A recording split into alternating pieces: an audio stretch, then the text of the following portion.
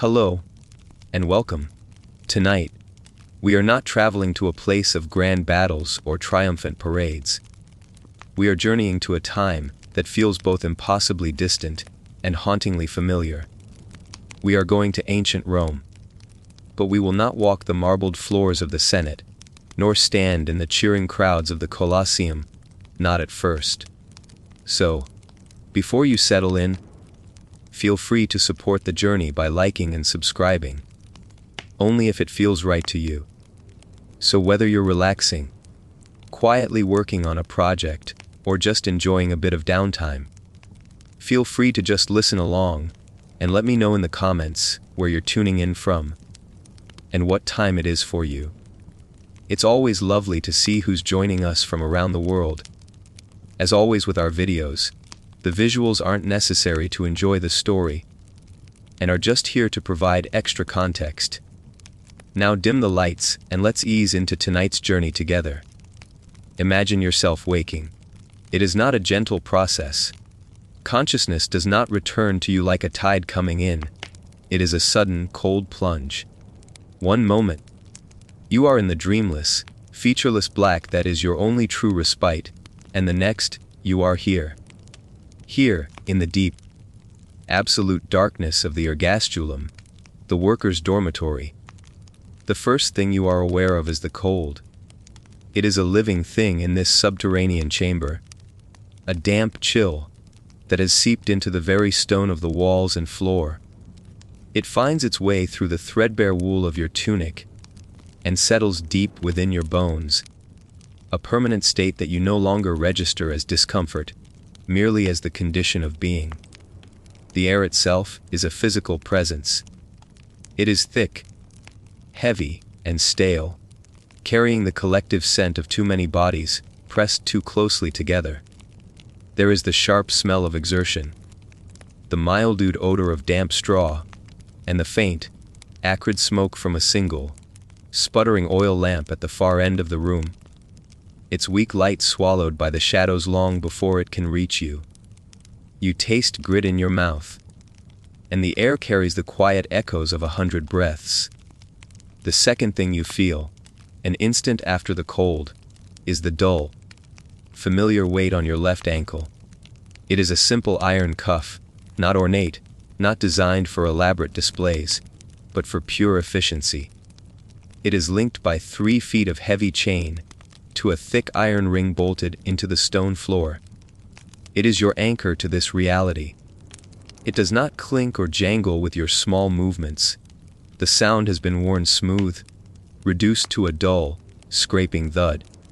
It is the first and last sound of your day, a constant, metallic reminder of your station, a tool, a possession, a thing. Res, the Romans called it. Not a person. A thing. Around you, the darkness is alive with the soft murmurs of restless sleep. A stifled cough from the palate to your right. A quiet sigh, quickly silenced, from somewhere in the blackness. A man muttering in a language you almost remember. A tongue from a land of forests and cold rivers. A life that now feels like a half-forgotten dream. You lie still, trying to hold on to the blankness of sleep for a few moments longer, but it is gone. Your mind is awake, and with it, the quiet hum of awareness. Then comes the sound that stills every breath in the room. It begins as a distant scraping, far up the stone stairs that lead to the world above. The sound of a heavy wooden bar being lifted from its brackets. A pause, and then footsteps. They are not hurried. They are firm, measured, deliberate. The sound of hobnailed sandals on worn stone, descending into the dark.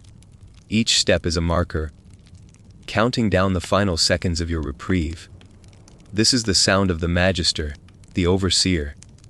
He might be a freedman, or even a laborer like you, elevated to a position of authority. It makes no difference. He is power. He is the arbiter of your routine for the day. The heavy wooden door, at the end of the dormitory, groans open, and the overseer's shadow precedes him, a large, distorted shape thrown by the lantern he carries. The weak light bobs and dances, painting fleeting portraits on the faces of the men and women huddled on their pallets. It reveals a room of shadows. Gaunt faces, matted hair. Eyes that are either wide with apprehension or shut tight, feigning a sleep that no one feels. He does not speak. He simply walks the length of the room, his lantern held high. His gaze is like that of a farmer inspecting his fields. It is not a look of malice. Not exactly. It is a look of pure, dispassionate assessment. He is counting his workers, checking for illness, for any sign of non-compliance, for weakness that would render a body unsuited for the day's work. A man coughs too hard, a ragged sound, and the overseer's eyes linger on him. He makes a quiet note on a wax tablet, and a current of unease passes through all who see it. That man may be separated from the others. He might be sent away, a tool deemed no longer useful. Your day has begun. You are brought to your feet. The chains unlocked from the floor rings, with a series of metallic clangs that echo in the cavernous room. You are not, however, unchained from each other. You are formed into a coffle, a line of human beings linked ankle to ankle, and guided up the stairs and into the pre-dawn chill of Rome. You are not a domestic worker, a servus urbanus, who might exist with a measure of stability within a wealthy family's domus. You would not be the one to serve chilled wine, arrange a mistress's hair, or teach the master's children Greek. That is a different kind of service, with its own intricate pressures. Yours is a more fundamental state. You are a source of labor. Your body is a resource, like wood or stone, to be utilized until it is depleted. There is always another conflict, another distant province, another shipload of people to take your place. The morning meal is distributed as you move through the courtyard. It is the same every day, a hunk of coarse, dark bread, so dense it feels heavy in your hand, and a ladle of water from a cistern. The bread is gritty with meal, and tastes of little more than dust. You learn to gnaw on it slowly, letting your saliva soften it enough to swallow. It is not food, it is fuel.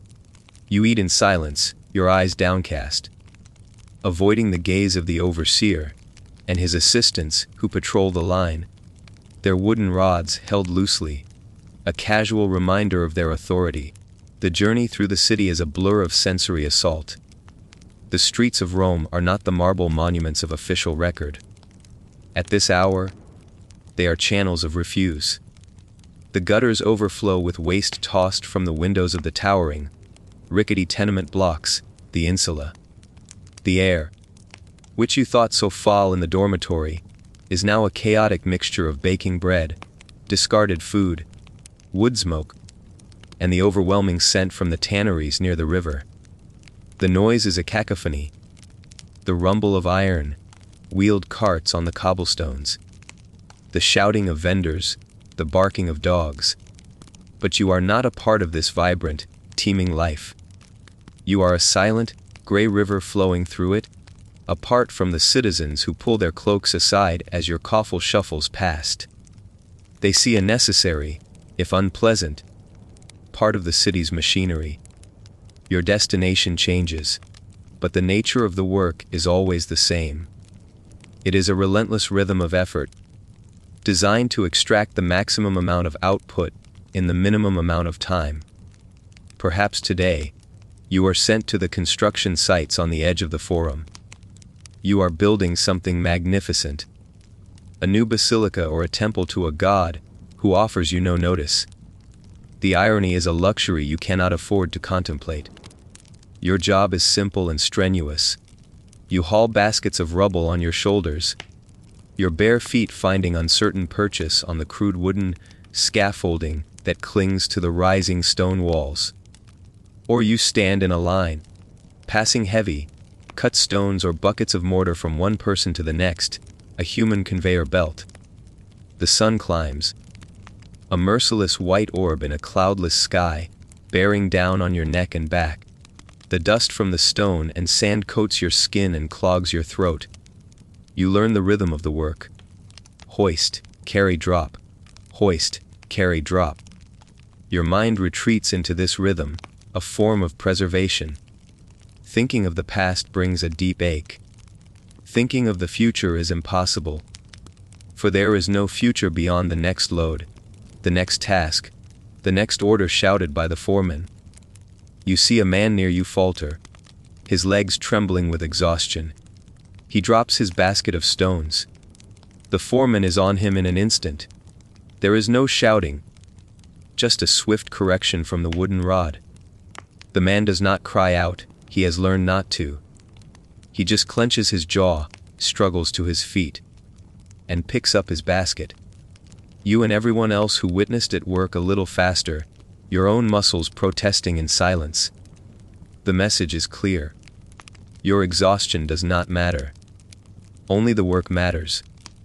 Or perhaps your coffle is marched out of the city gates, into the rolling countryside of Latium. You are destined for a latifundia, one of the vast agricultural estates owned by a senator, who will never set foot on the soil himself. Here, the confinement is not made of stone walls, but of open space. The horizon stretches in every direction, a constant, quiet reminder of a world you will never reach. The work is governed by the seasons. In the intense heat of summer, you harvest grain, your back bent from dawn until dusk, swinging a sickle through the wheat. The chaff fills the air, sticking to your skin, working its way into your eyes and lungs. Thirst becomes your entire world, a persistent ache that the meager water ration can never truly soothe. In the autumn, you pick olives or grapes, your fingers stained, working until they are numb and clumsy. You see the bounty of the empire being harvested, the wine and oil that will grace the tables of the wealthy. And you know your share will be the sorest wine and the dregs of the press. Here, you might work alongside people born into this life. They have a deep, weary resignation that you, who might remember being a free farmer or a warrior in your own land, find both unsettling and, in a strange way, distant. They do not carry the ghost of a lost life, but the most dreaded fate, a name whispered in the dark of the dormitory like a premonition, is the mines. To be sent to the mines in Sardinia for lead, or Spain for silver, was an assignment from which few returned. It was merely a question of how long the body could endure. The journey down into the earth is an act of descent. You are lowered in a creaking wooden bucket into a blackness that is absolute. The world of sunlight and open air vanishes. Down in the heart of the earth, the tunnels are narrow, confining passages, often too low to stand in. You work on your knees or lying on your side, in pools of stagnant, cool water. Your only light is a small, flickering oil lamp that casts dancing, distorted shadows on the rock face and consumes the precious, thin air. The only sound is the relentless, ceaseless symphony of metal on rock. The chink, chink, chink of 100 pickaxes, chipping away at the earth's bones. The sound echoes, disorienting and constant. The air is thick with stone dust, a fine powder that you breathe in with every gasp. It settles in your lungs, slowly hardening them. You develop a cough, a deep, rattling sound that is evidence of the ailment. Everyone here has the same cough. It is the sound of the mine consuming you from the inside out. There is no escape from the risks. A shifted rock, a flooded passage, a pocket of bad air. Hazard is a constant, silent partner in your labor. You see men, and even boys small enough to fit in the tightest crevices, simply collapse, their forms removed with no more ceremony than a broken tool. Throughout this day, no matter where you are, your identity is systematically dismantled. The name your mother gave you is gone, replaced through harsh discipline the first time you failed to respond to your new, simpler, Romanized name, Felix, Urbanus. Something starkly ironic. You are forbidden to speak your own language, to sing the songs of your people. To do so is an act of defiance. and defiance is met with swift and severe consequences. Your connection to your past is a memory that is never allowed to settle.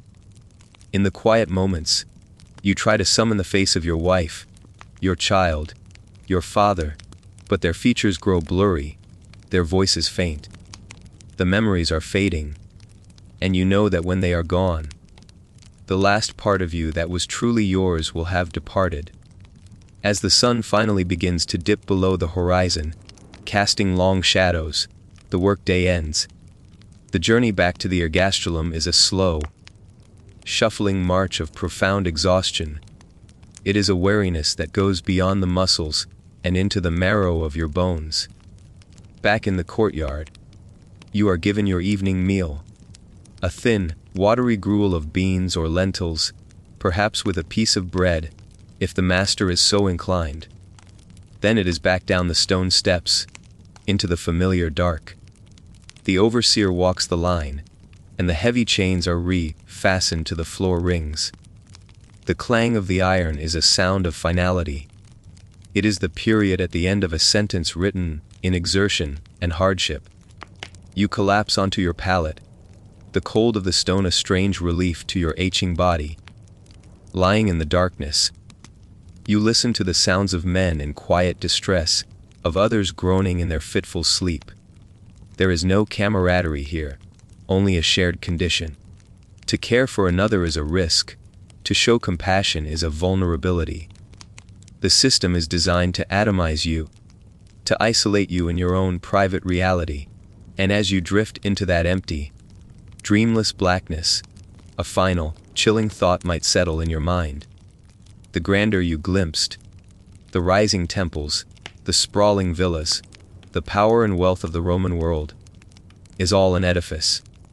The true foundation of this mighty empire is not built on marble or brilliant engineering. It is built on this, on the silent, uncounted, unending hardship of millions of souls, just like you, trapped in the dark. The world we have just left, the world of the ergastulum and the mine, was designed to be a perfect machine of despair. A closed system where the human spirit was ground down into dust, day after weary day.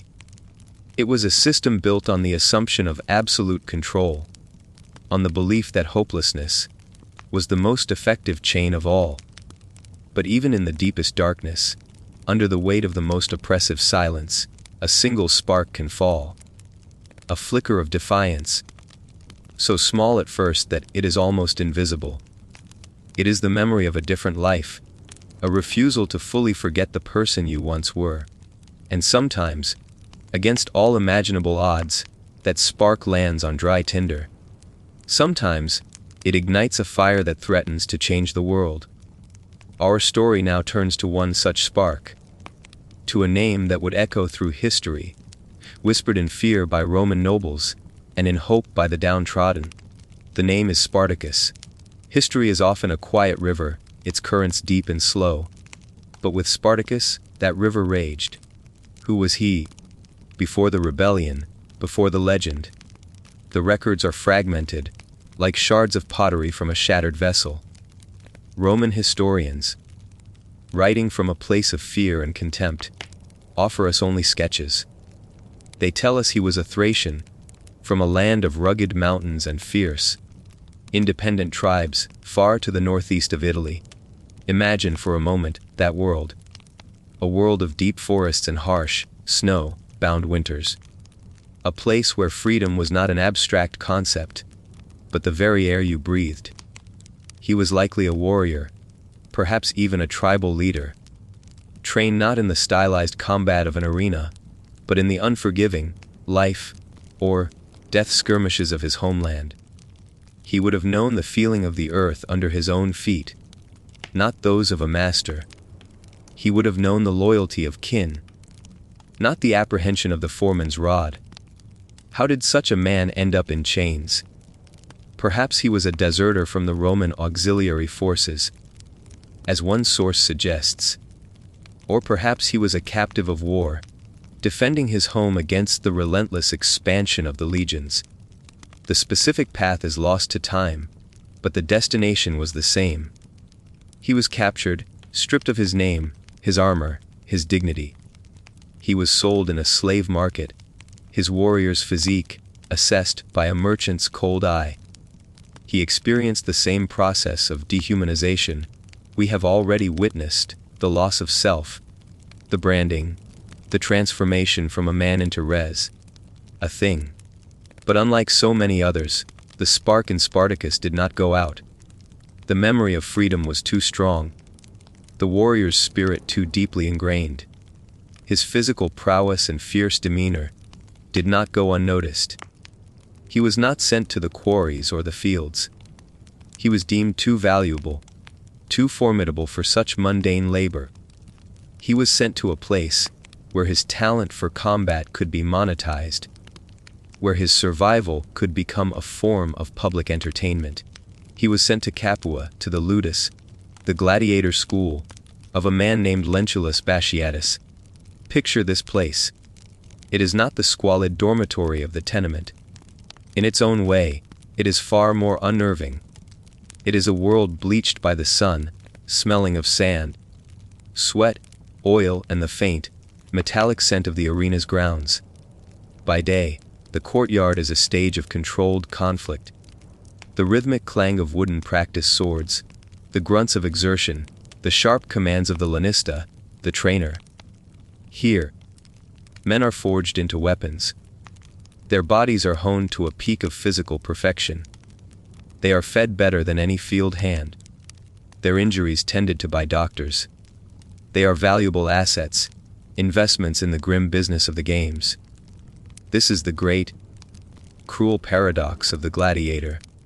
He is at once a condemned man and a celebrated athlete. His image might be scratched onto the walls of taverns. The crowd might roar his name in the arena. Yet, he remains a captive. His life is a performance, and the final act is always predetermined. The camaraderie within the ludus is a fragile, complicated thing. The man you share a meal with today, the one you practice within the yard, could be the man you are forced to face tomorrow for the cheering masses. Every bond is haunted by the shadow of the arena. Spartacus was trained here. He learned to fight with the Myrmilos sword and shield, or perhaps as a Thrax, ironically armed in the style of his own people. He learned the harsh calculus of the sands. To win is to earn a temporary reprieve. To lose is to face the end. But as he fought and survived, something else was happening. He was not just a fighter, he was a leader. The other gladiators, men from Gaul, from Germania, from across the conquered world, saw in him not just a skilled combatant, but a reflection of their own simmering resentment. They saw the same memory of a lost freedom in his eyes. The rebellion did not begin with a grand speech or a heroic charge. It began, as the story is told, with something far more mundane: kitchen implements. A plan was hatched in whispers, in the shared glances between the training yard and the mess hall. A small group of about 200 gladiators conspired to break free. The plot was betrayed, but for about 70 of them, it was too late to turn back. Imagine the chaos of that moment. The sudden eruption of conflict, not in the controlled setting of the arena, but in the heart of the school itself. The turning of the tables.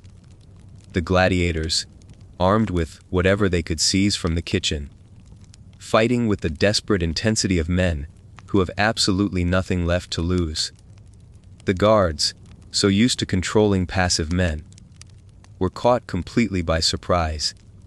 The sounds were not of regulated combat, but of a frantic and astonishingly effective revolt. 70 men, led by Spartacus and other leaders like the Gaulish Crixus, fought their way out of the ludus and into the streets of Capua. They were free, but they were in the heart of hostile territory. They were a tiny island of defiance in an ocean of Roman power. They fled the city, finding refuge in the most logical place. A desperate person might go the mountains. They made their way to the slopes of Mount Vesuvius. At this time, decades before its famous catastrophic eruption, Vesuvius was not a symbol of destruction, but a place of natural sanctuary. Its slopes were covered in wild vines and dense woods, its crater a vast, natural fortress. Here, the rebellion took root. News of the escape spread like wildfire through the countryside. It was a story that should have been impossible. Men did not simply break out of a gladiator's school and hold a mountain. The story became a beacon. From the vast latifundia, from the plantations and the ranches, other runaways saw their chance. They slipped away in the night, following the rumors to Vesuvius. They were joined by poor shepherds and disgruntled farmers, the dispossessed of the Italian countryside, who had lost their land to the wealthy elite. The 70 gladiators soon became an army of thousands, then tens of thousands. It was a chaotic mix of languages and peoples, armed with sharpened farm tools and captured weapons, united only by a shared opposition to Rome and a desperate desire for freedom. Rome, at first, was dismissive. This was not a war. It was a policing matter. They sent a praetor, Gaius Claudius Glaber, with a militia of about 3,000 men. They did not even consider it a serious enough threat for the legions. Glaber did not attempt a direct assault on the mountain. He simply blocked the only known path down, content to wait and let starvation defeat the rebels. It was a logical, arrogant, and fatal mistake. What happened next became the first chapter in the legend of Spartacus. Using the wild vines that grew thick on the slopes, the rebels wove long, sturdy ropes. Under the cover of darkness, they descended the sheer cliff face on the opposite side of the crater. A feat of immense courage and desperation. They came upon the Roman camp from the rear, while the Romans were still confidently watching the path at the front. The attack was a complete surprise, an utter rout. The army of former slaves had outmaneuvered and humiliated a Roman commander. Rome could no longer ignore the fire on Vesuvius. They sent 2 more forces under 2 new praetors. And again, Spartacus and his followers, using their knowledge of the terrain and their unconventional tactics, defeated them. They now had a proper supply of captured Roman armor and weapons. They were becoming a real army. The rebel army, now swollen to perhaps 70,000 strong, descended from the mountain. They began a long, arduous march through Italy. They were no longer just running, they were waging war. They defeated 2 full consular armies, the primary military forces of the Republic, in pitched battles.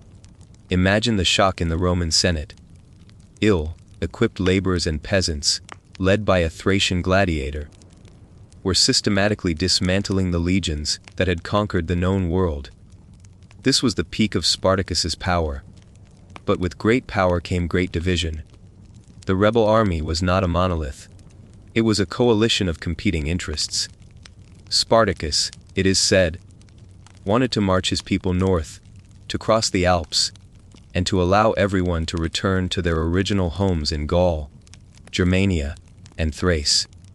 He wanted true freedom.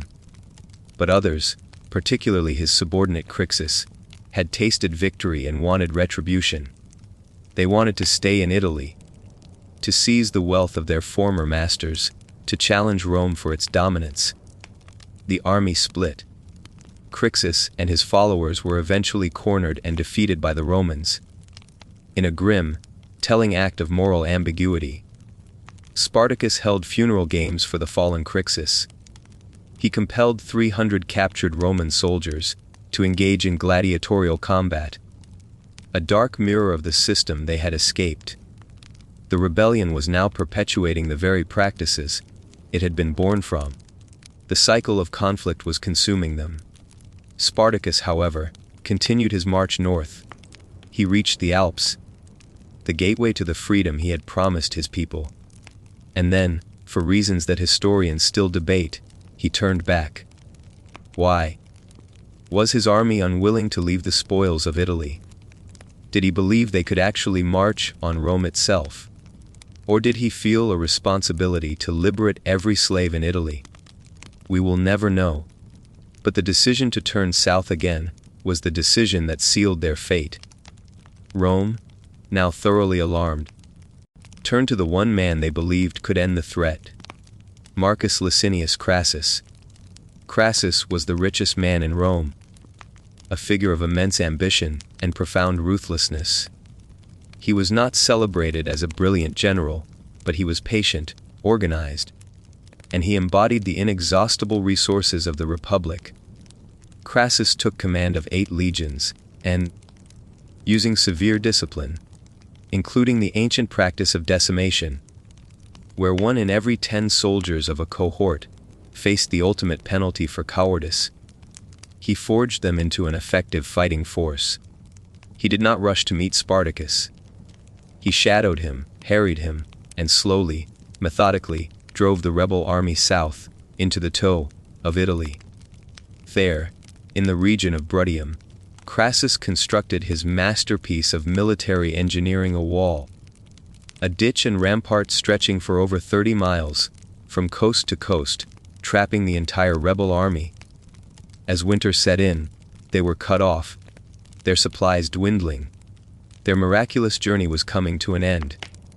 Spartacus, in a final, desperate gamble, managed to break through Crassus's line on a stormy winter night, but only with a fraction of his army. The final battle was at hand. Before the engagement, it is said that Spartacus, when his horse was brought to him, drew his sword and dispatched it, declaring, "If I am victorious, I shall have many horses. If I am defeated, I shall not need one." He knew this was the end. His final charge was not a strategic maneuver. It was an act of pure defiance. He tried to move through the chaos, through the press of the battle and the sound of steel, directly towards Crassus himself.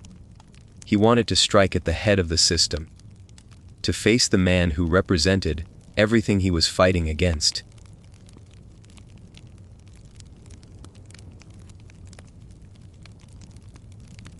He never made it.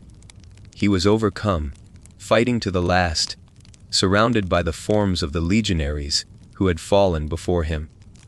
His own body was never definitively identified. He was simply lost in the fray of battle, swallowed by the war he had begun. The rebellion was crushed. What followed was an act of public instruction, intended to erase the memory of Spartacus from the world. Crassus took 6,000 survivors. He subjected them all to crucifixion along the Via Appia, the main road leading from Capua to Rome. For over 100 miles, crosses lined the road. It was a slow, stark, and brutally public display. For weeks, anyone traveling to or from Rome would pass through this silent, grim avenue. It was a message, written in human suffering. This is what happens when you defy the power of Rome. This is the fate of those who dream of being free. The fire that Spartacus had ignited was extinguished with overwhelming force. And yet, the spark was never truly gone. For centuries after, his name remained a source of apprehension for the Roman elite, and a quiet, potent symbol of hope for the oppressed. He had failed to topple the Republic, but he had proven that the system was not unbreakable. He had shown that even from the deepest despair, the human desire for freedom could rise up and shake the foundations of the world. The story of Spartacus is a story of human will against entrenched power. A rebellion put down with calculated, man-made severity. The Via Appia, lined with its 6,000 crosses, was Rome's ultimate statement of control, a testament to its belief that it could master any army, crush any dissent, and bend the world to its will. But there are forces far older and more powerful than any empire. Forces that do not negotiate, that cannot be intimidated, and that do not distinguish between a master and a slave. Rome could enforce its will and expand its territories, but it could not command the earth beneath its feet.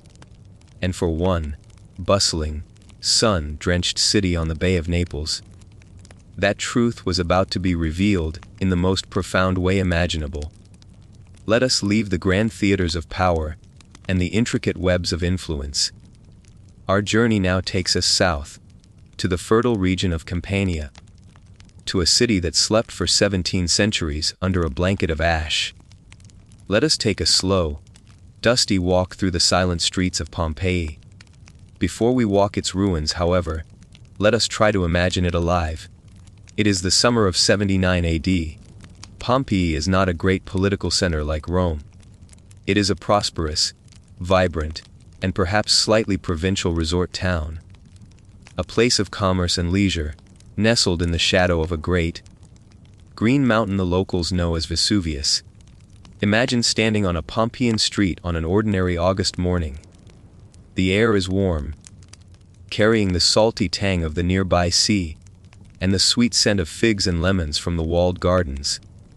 The dominant smell, however, is that of baking bread. Pompeii has over 30 bakeries, and their ovens are working constantly, filling the air with a comforting, familiar aroma. The streets are narrow, paved with large, uneven stones, and alive with sound. You would hear the rumble of heavy wooden carts, rolling in the deep grooves worn into the road, their drivers shouting warnings. You'd hear the chatter of merchants in their open, fronted shops, haggling over the price of wine, olive oil, or the famous local fish sauce, known as garum. You'd hear a dozen conversations at once, in the formal Latin of the elite, the regional Oscan dialect of the locals, and the Greek of sailors and traders. Children laugh and chase each other through the alleys, their voices echoing off the brightly painted walls. For the walls of Pompeii are not bare stone. They are a canvas of daily life. Vivid frescoes adorn the exterior of homes and the interior of courtyards. Mythological scenes, delicate still lifes, and intricate patterns cover the walls of the wealthy. But just as prominent is the graffiti. Here, the city speaks.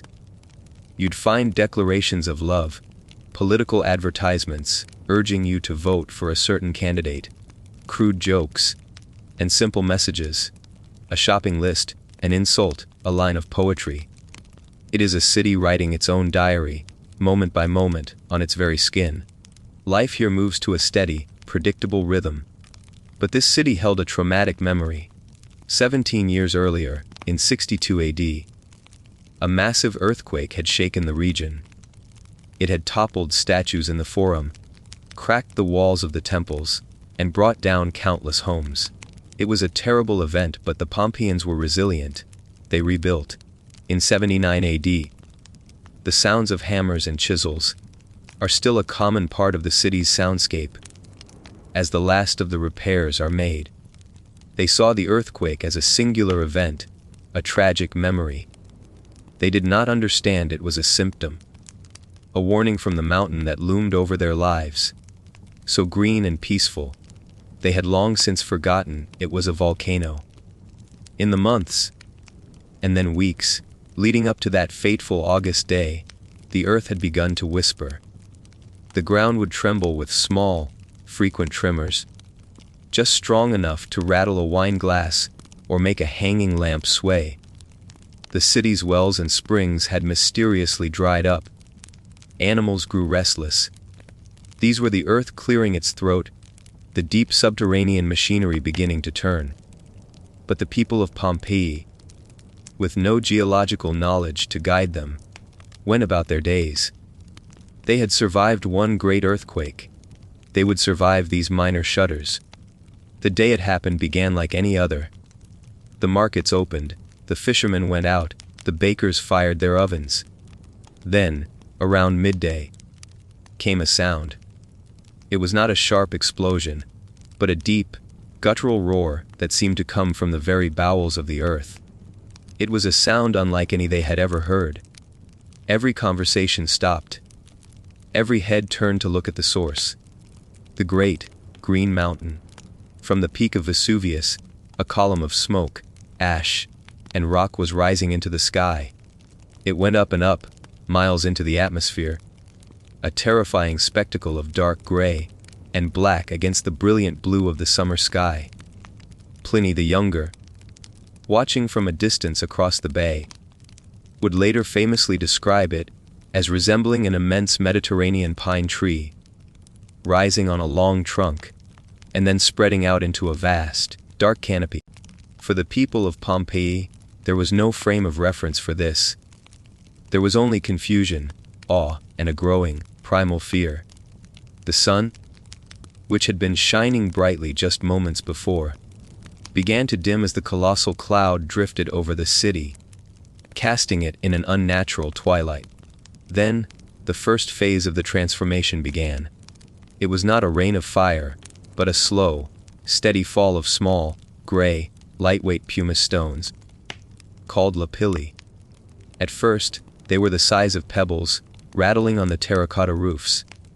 But they grew in size and intensity. Imagine the surreal scene: a dark, midday snowstorm of rock. The noise of the city was muffled, replaced by the constant, percussive hiss of the falling stones. A terrible choice now confronted every person in the city. Do you flee out into the strange, dark storm, where larger stones now fell with enough force to pose a significant threat? Or do you take shelter inside, hoping to wait it out? Many chose to stay. They huddled in their homes, in cellars, under staircases, praying to the gods for deliverance. But as the hours passed, the pumice fall was relentless. The light stones began to accumulate, forming a thick, heavy blanket. On the roofs of the city, the weight began to mount foot after foot. The beams began to groan. The ceilings began to crack. For many, their homes became their final resting places as the roofs succumbed to the immense weight. But the most haunting part of Pompeii's story, the part that has captivated the world for centuries, was yet to come. It lies not in the ruins of the buildings, but in the final, frozen moments of its people. For a long time, archaeologists would find strange voids in the hardened layers of ash and pumice. It was not until the 1860s that an archaeologist named Giuseppe Ferrelli had a brilliant, if somber, idea. He carefully poured liquid plaster into these hollow spaces, let it set, and then chipped away the surrounding ash. What was revealed was a perfect cast of the void, a three-dimensional snapshot of the person or animal who had perished there, capturing their exact posture at the moment of their departure. To walk through the museum at Pompeii, or to see these casts placed where they were found in the ruins, is an experience that transcends time. These are not merely statues. They are a direct, physical record of a city's final moments, a story told in ash. Let us approach them with the quiet respect they deserve. We see a figure, often called the muleteer, resting on his back, his knees slightly raised, his mouth open in a silent gesture. His features are clear, a portrait of a man in his final, challenging moments. Elsewhere, we see a group gathered together beneath a collapsing staircase. One figure, a woman, has her arm raised, her hand pressed to her mouth and nose, in an effort to find breathable air. Perhaps the most famous and poignant are the casts of those seeking comfort in their last seconds. We see the figures known for a long time as the lovers of Pompeii, though recent analysis suggests they were two young men. One rests his head on the other's chest, a gesture of solace and farewell as their world concluded around them. We see a mother, holding her small child, her body curved protectively around the smaller form, a final, tender act of maternal devotion. We see a man, sitting with his head in his hands, in a posture of profound contemplation. And it was not only humans. There is the famous cast of a dog, left secured to a post in the house of Orpheus. Its body is contorted, its back arched, its legs extended as if in effort. It is a powerful image of an animal's final struggle, a silent witness from 2 millennia past. These people, these silent witnesses, were not overcome by the pumice fall or collapsing roofs. Most of them met their end in the second, more dramatic phase of the eruption. After hours of falling rock, a series of pyroclastic surges swept down from the mountain. A pyroclastic surge is not lava. It is a dense, superheated cloud of ash and poisonous gas, moving at over 100 miles per hour. It is a silent, searing wind, the hot breath of the volcano. For those still present in Pompeii, whether gathered in their homes or navigating the ash-choked streets, the conclusion arrived swiftly. The heat of the surge was so intense that it brought an instantaneous end. It was this searing cloud that enveloped their forms, and the fine ash that hardened around them, perfectly preserving their final posture, the last gesture, the final thought made manifest. In its own way, the swiftness offered a quiet release. When the eruption was finally over, the landscape was unrecognizable. The vibrant city of Pompeii had simply vanished. So had its neighbor, Herculaneum.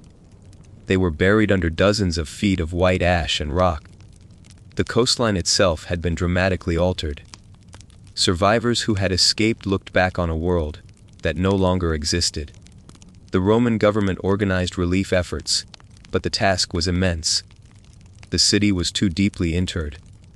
Pompeii was abandoned, its name and location eventually forgotten. For more than 1,500 years, the city waited. It slept under its blanket of ash, a perfect time capsule of Roman life. The loaves of bread the baker had left in his oven were still there, carbonized but whole. The jars of wine and oil were still in the shops. The coins were still in the purses of the departed. The vivid colors of the frescoes were protected from the sun and rain, as bright as the day they were painted. When the city was rediscovered in the 18th century, and systematic excavation began, it was like peeling back the skin of time itself. Archaeologists found not the sterile, marble world of emperors and senators, but the messy, vibrant, and sometimes spirited reality of ordinary life. They found a city frozen in mid-sentence. To walk its streets today is to walk through a ghost town, but a ghost town that feels intensely alive. You can step over the high stepping stones, meant to keep your feet out of the muck in the street. You can peer into a tavern and see the marble countertop, with the rings from wine cups still visible. You can stand in the atrium of a wealthy home and imagine the sound of water splashing in the central basin. Pompeii's great transition is its profound gift to us. It is an unparalleled window into a lost world, one that reminds us that the people of the past were not so different from us. They loved, they feared, they worked, they dreamed. They wrote silly things on walls. They lived their ordinary lives, completely unaware that theirs was to be the last generation of a city that thought it would stand forever. It is a humbling and deeply humanizing lesson in the fragility of our own world, and a quiet testament to the enduring power of the earth to have the final say. The ashes of Pompeii sealed a city, but in doing so, they opened a door. They allow us to walk not just through the public squares and temples, but to step across the thresholds of private homes, from the most humble workshop to the most magnificent villa. From the silent, stone-filled streets of that quieted city, let us now step into one of its grander homes. Let us imagine it not as a ruin, but as it was a living, breathing space, a carefully constructed paradise for a family of the Roman elite. Imagine yourself before a heavy, ornate wooden door. To the side, set into the entryway, is a mosaic on the floor. It is a masterful, intricate depiction of a large, chained dog, its teeth bared in a silent snarl. Below it, the words Cave Canem, beware of the dog. It is a warning, but also a statement of status. A piece of art to greet visitors before they have even entered. The door swings inward, not with a creak, but with a silent, heavy grace. The person who opens it is a slave, the ostiarius or doorkeeper. He meets your gaze for only a fraction of a second, before looking down. his posture one of trained subservience. He steps aside, and you move from the noise and grit of the street into a different world. You are in the fosses, the throat of the house, a short hallway that opens into the heart of the home, the atrium. And here, you pause. The feeling is one of cool, quiet, and ordered space. You are now in the fosses, the narrow entry that leads into the home's center, the atrium. Here, you pause. The sensation is one of quiet order, of calm design. The dust and noise of the city do not reach here. Overhead, a rectangular aperture in the roof, the compluvium, admits a shaft of pale daylight. Beneath it lies the impluvium, a shallow marble basin that captures the falling rain, or in drier weather, water poured by a servant to maintain the sense of tranquility. Its gentle trickle is the only sound. As your eyes adjust to the filtered light, you begin to notice the details. The floor is an intricate mosaic, perhaps depicting a mythological scene. Theseus and the Minotaur, perhaps. Its countless tiles catching the light in subtle gleams. The walls are a celebration of color, adorned with painted illusions of gardens, porticos, and vast imaginary landscapes, creating a space larger in appearance than in structure. In recesses along the walls are the imagines, wax likenesses of the family's revered ancestors. These ancestral masks are not merely decoration. They are declarations of identity, reminders of public service, of senatorial robes and battlefield honors. They gaze outward, unblinking, a presence meant to inspire legacy and responsibility in the current patriarch, the paterfamilias. You begin to notice movement at the edge of vision. A young woman in a simple tunic crosses the room. She polishes a bronze statue with a cloth, her motion fluid and practiced.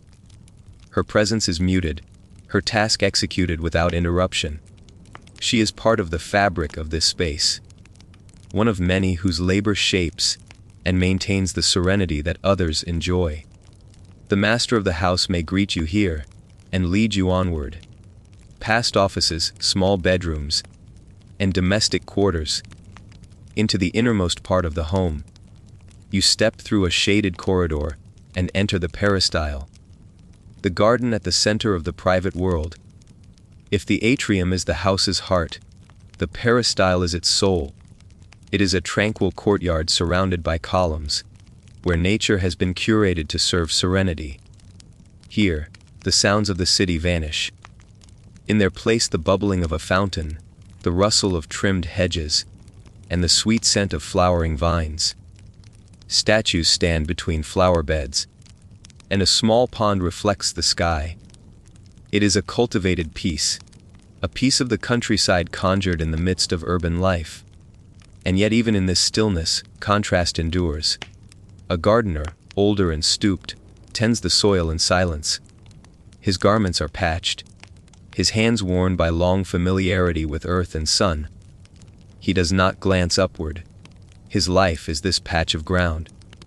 While he may not endure the harsher conditions of others elsewhere, his place remains bounded, his service ever at the disposal of his master. He sleeps in a small room near the storerooms, and his fate, like that of many, lies not in his own hands. Tonight, however, you are invited to dine, the cena, the main meal and centerpiece of social life. Here, among lamps and cushions, politics may be advanced, fortunes debated, and cultural standing quietly displayed. You are led to the triclinium, the dining room. The room itself is designed for display.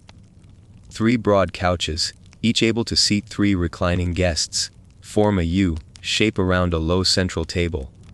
The walls are adorned with scenes of festivity, featuring Bacchus, the god of wine, and his companions.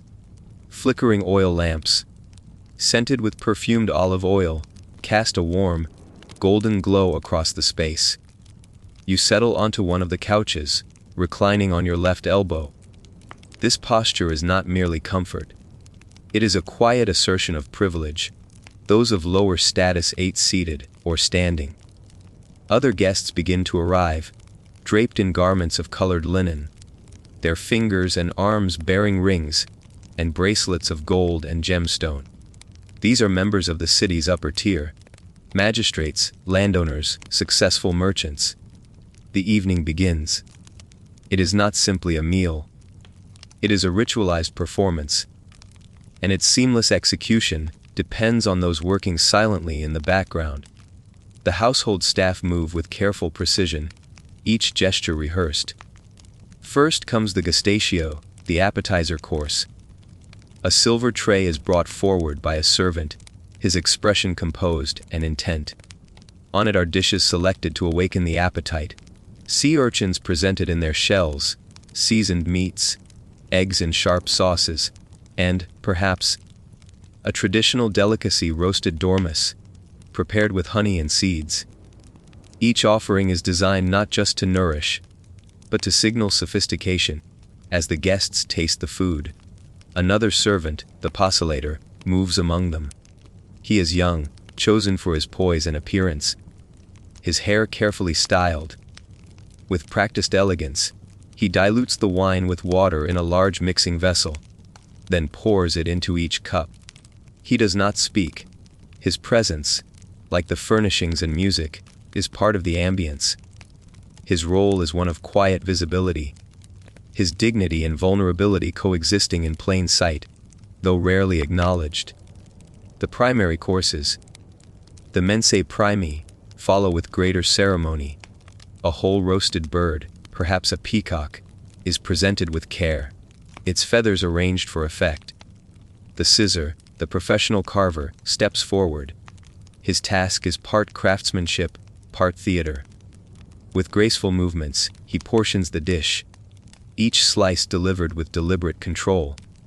The guests respond with polite appreciation.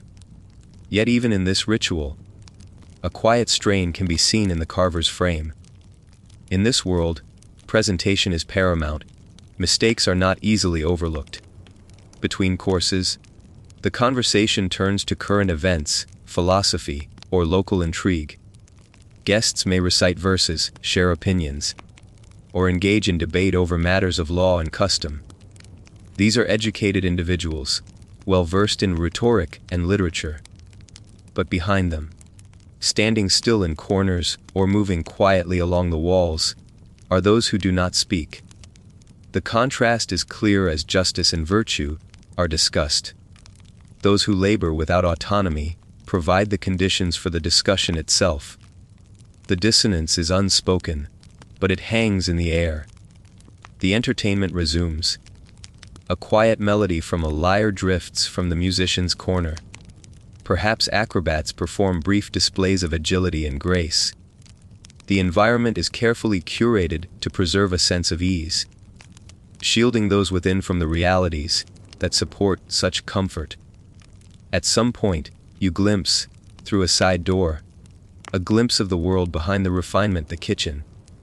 It is a space of heat, smoke, and movement. Several servants work in close quarters, their tasks urgent. The archimagirus, the head cook, gives orders over the sounds of fire and steam. This is the unseen engine that fuels the polished order of the dining room. The difference between the two worlds could not be more stark. Eventually, the final course, the mensae secundae, is served. Sweet cakes glazed with honey, fruits brought from distant provinces, and platters of nuts are offered on fine dishes. The wine continues to be poured, the conversations wind down. When the evening draws to a close, the guests rise. They are accompanied to the door by torchbearers. One by one, they step out into the night, leaving behind a room marked by the residue of luxury. Wine stains on the floor, scattered remnants of food, cushions shifted from their place. For the guests, the evening is complete. For the staff, it has only reached its second phase. Under supervision, they begin to clear the room, removing platters, cleaning vessels, wiping surfaces, restoring every detail to its previous order. Their work is methodical, their silence uninterrupted. The routine is familiar. It will all be done again the next night.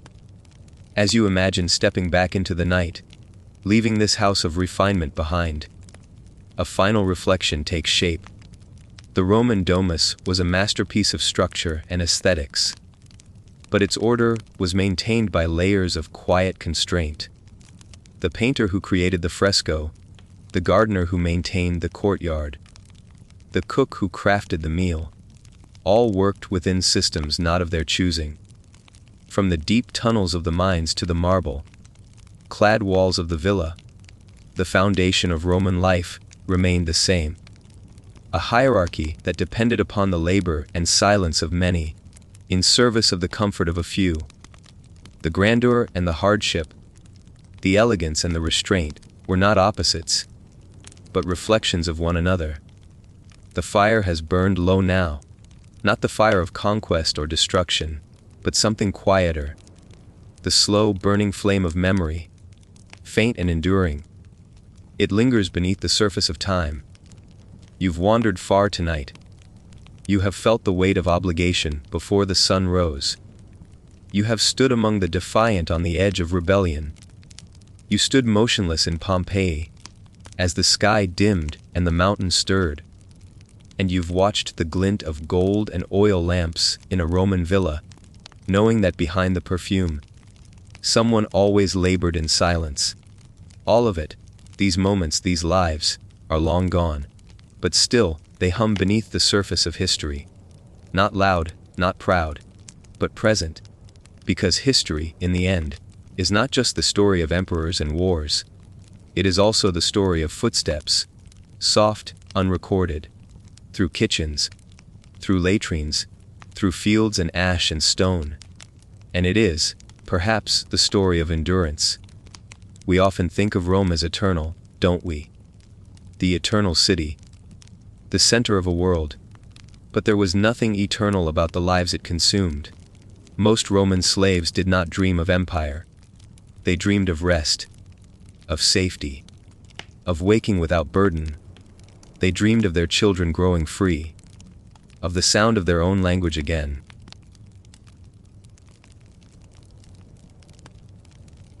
Of no longer being called property. Their names are gone. Their bones are dust. But every so often, their stories find their way through the cracks. A scribbled name on a tile, a chain buried beside a hearth, a whisper in a courtroom transcript. And when you listen closely, as you have tonight, you may begin to sense their presence. Not loudly, just gently. The story of Spartacus, too, is a kind of ghost. He rose from the lowest rung, and nearly reached the heights of legend. And yet he asked for no throne, no crown. He fought not to rule the world, but to leave it behind. He could have vanished into the mountains, but instead, he stayed. And in doing so, he gave voice to 1,000,000 silent lives. His final place was never found. And perhaps that too is part of the myth. Because Spartacus was never just a man. He was a question. One that Rome could never quite answer. And then there was Pompeii. A city silenced not by rebellion, but by nature. A reminder that all lives, enslaved or free, privileged or poor, stand beneath the same sky, and that sometimes, no chain and no coin can hold back what comes. But in that stillness, something strange happened. They were remembered.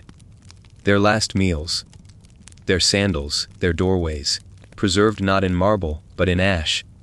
The humble became history, and perhaps, that is what all of this has been about. Not the conquests, not the emperors, but the fragile rhythm of daily life, how people rose, and worked, and loved, and endured.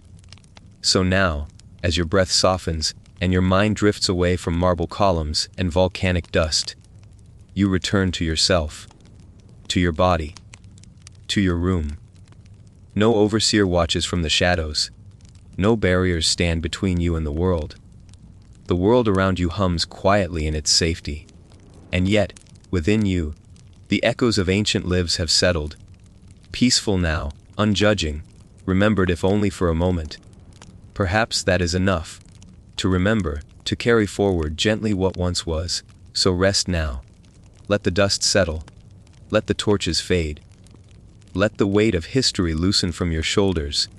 And let sleep carry you beyond the 7 hills, beyond the bonds, into a silence of your own. The kind that is chosen. The kind that is free.